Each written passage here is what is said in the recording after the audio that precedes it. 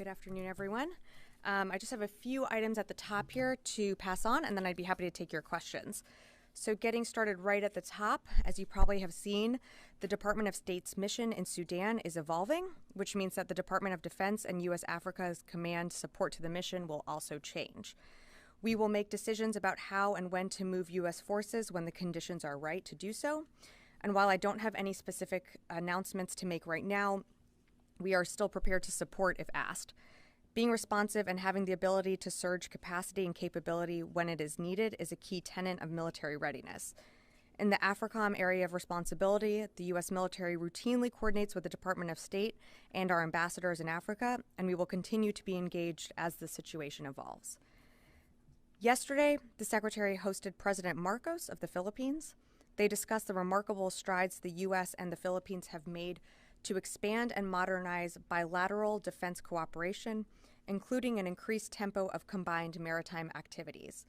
Secretary Austin commended President Marcos for successfully hosting the largest ever iteration of the annual U.S.-Philippines exercise Balikatan last month, which included more than 17,000 participating troops and leverage 3 Enhanced Defense Cooperation Agreement, or EDCA sites.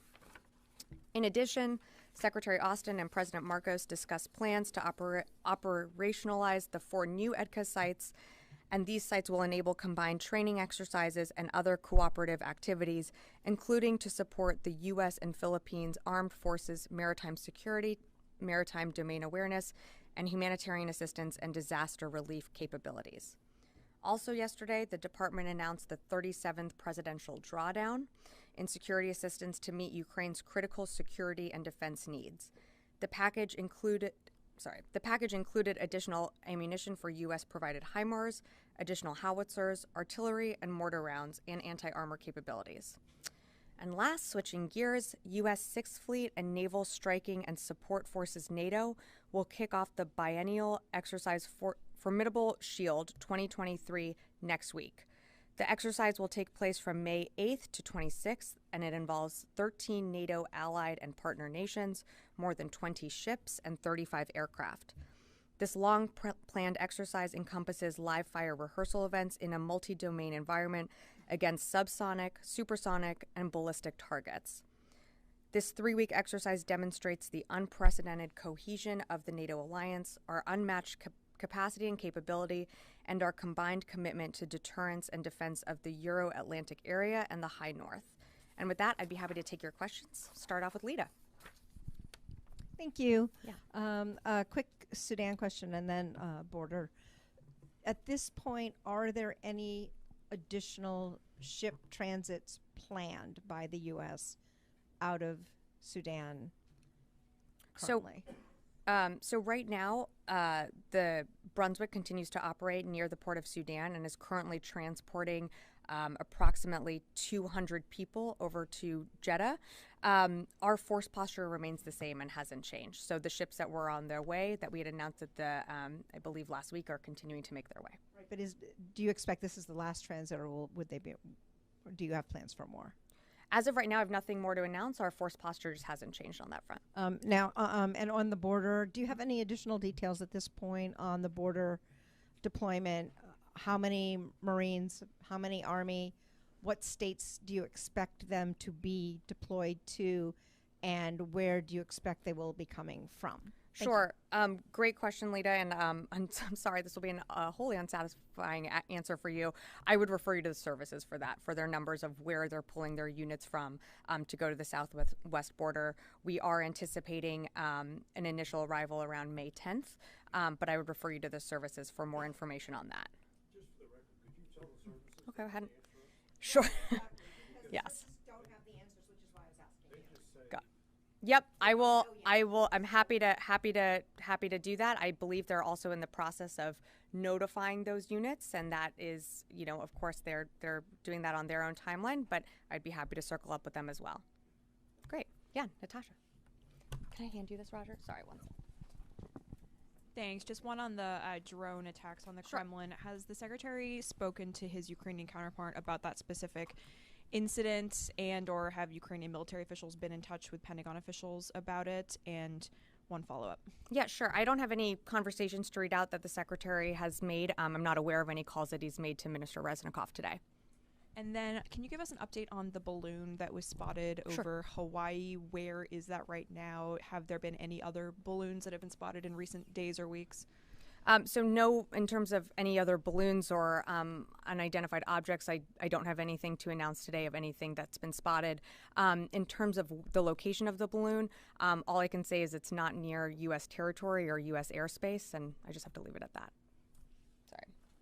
Thanks. Yeah, any other questions? Mike, yeah, right over here. Oh, one sec.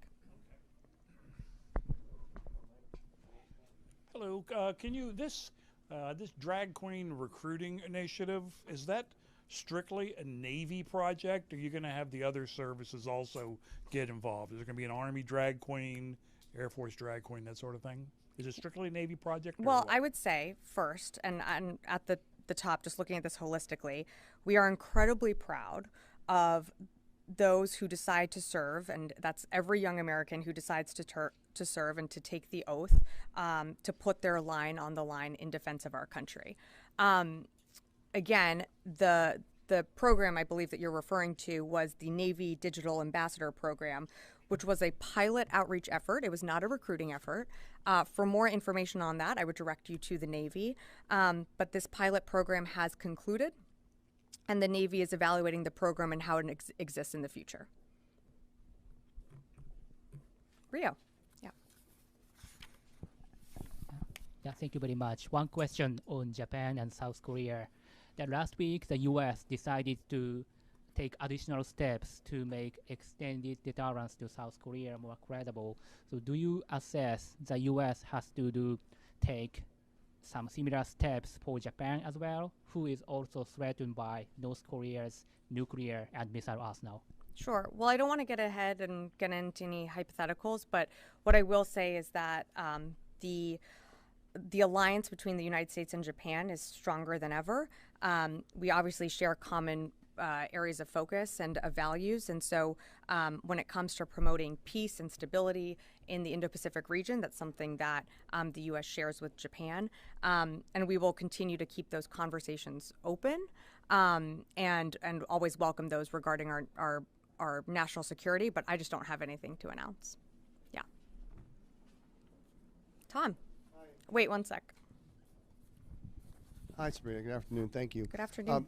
Is Secretary Austin satisfied with the Army's decision to stand down the caisson unit at Arlington National Cemetery as a way to further review the treatment of the horses there?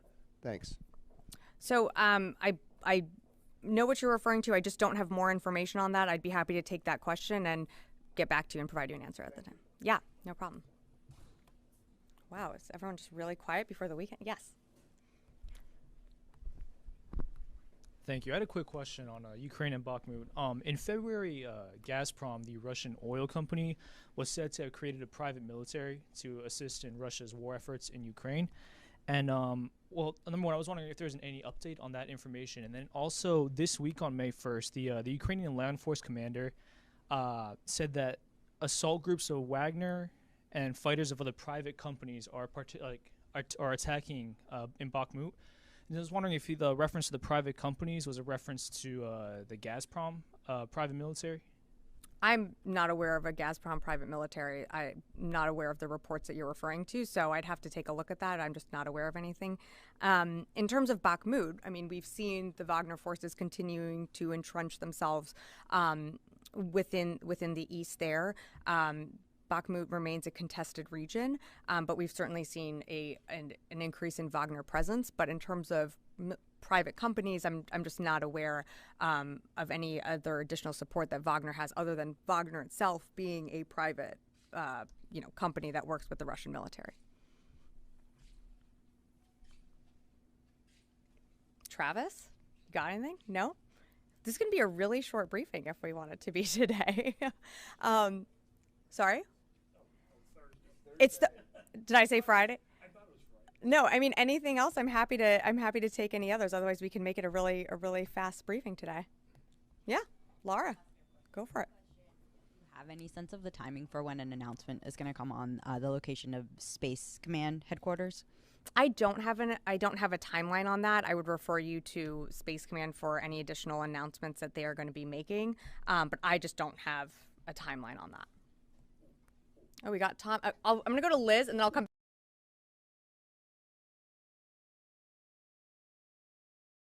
On the border, when were the services formally notified that they would be sending troops to the border? In terms of when the actual units, or when the department? Like when did the Department of Defense notify the Army and the Marines that they would be sending troops and units? So on April 29th is when the Department of Homeland Security requested the additional support, and that would be 1,500 military personnel to supplement efforts at the border. And on May 2nd is when the Secretary approved that request. Again, as you know, this is a 90-day temporary deployment of our military personnel at the border. They will not be conducting any law enforcement activities. Their role and responsibility will really remain back of house, including data entry and helping with any ISR capability and monitoring. But again, their mission is not in a law enforcement capacity. Sorry, Liz has one more follow-up, and then I'll come back.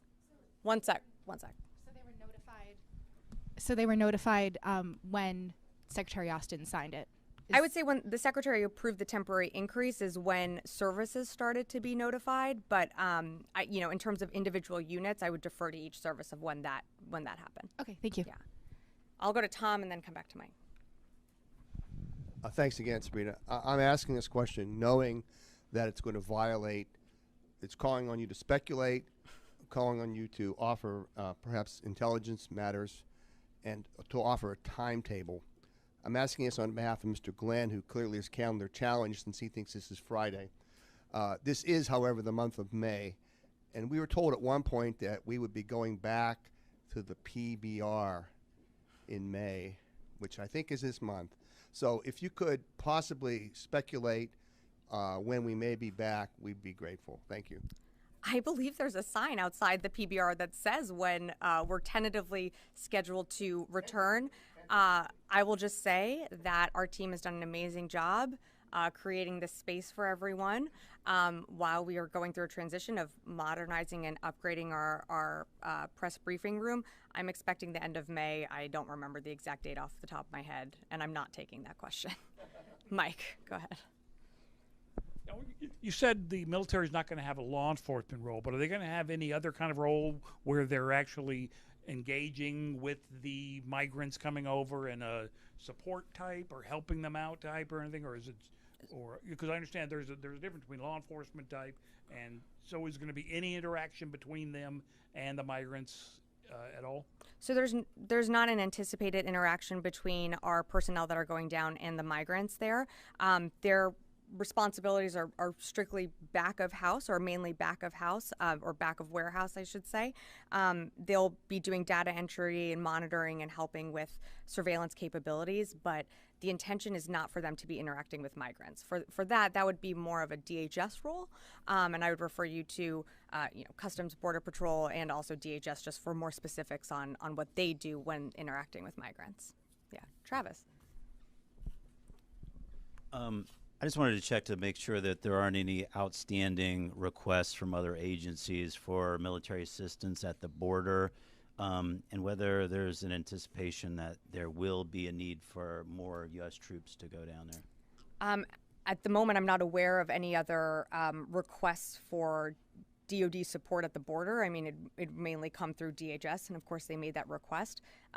This is a temporary positioning of our service members down there. Of course, if DHS requests more or requests an extension, we would certainly review that option and haven't ruled anything off the table. But for right now, that deployment is just for those 90 days. Yeah. Yes, in the back. It has been claimed that they're going to launch satellite as they schedule. So do you have any indication that North Korea prepared to launch satellite? I don't have anything more to share on that front. Sorry. Yeah. Yes, Rio. Yeah, thank you very much again. I want to ask a question about the trilateral cooperation with Japan, South Korea, and the U.S. The three countries has been working to share real-time intelligence of North Korea's missile data to respond swiftly to North Korea's missile launches. So do you have any timeline to complete the process to share real-time intelligence among the three countries? How much do you think the recent President Yoon's visit to the U.S. would be helpful to expedite the process? Well, we are certainly in touch with our allies and partners in the region. I wouldn't get ahead or share any of what our conversations in terms of intelligence that we share. We continue to monitor the destabilizing activities and continued test launches that the DPRK engages in, but I just don't have anything more to read out about our conversations with allies and partners. Okay, we can make this a short briefing. Just want to say thanks and happy Thursday to everyone. Great.